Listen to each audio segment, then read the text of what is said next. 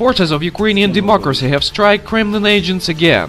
Former serviceman of National Guard of Ukraine was sentenced to 9 years of jail for a phone call to the Russian embassy. According to information of court of the city Chernigov, the man have asked about Russian citizenship in the embassy. Also, he have bought a wristwatch with title FSB in the Lubyanka.ru online market. 9 years for the phone call and wristwatch is very democratical, isn't it?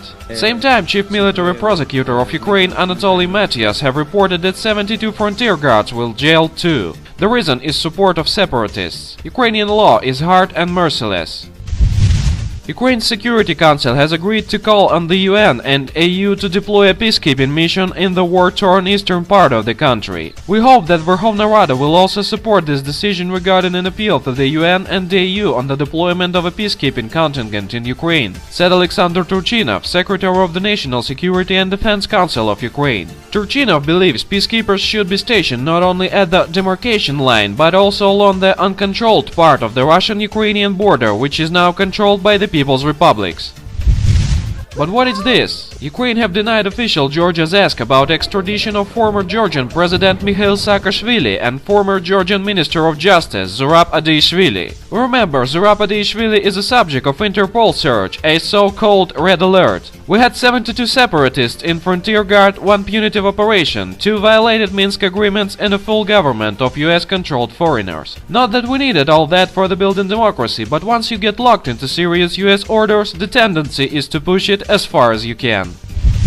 The fact that idea to deploy international peacekeepers in Ukraine violates new Minsk agreements don't worry Kiev government. The Minsk agreements have just been reached. In line with these agreements, the Donetsk and Lugansk republics can set up their own militias, and the Organization for Security and Cooperation in Europe is tasked to monitor the zone of disengagement. Russia's permanent representative at the United Nations, Vitaly Churkin, said in accordance with Kiev's move. Kiev's plans give grounds to doubt its commitment to the Minsk agreements, added he.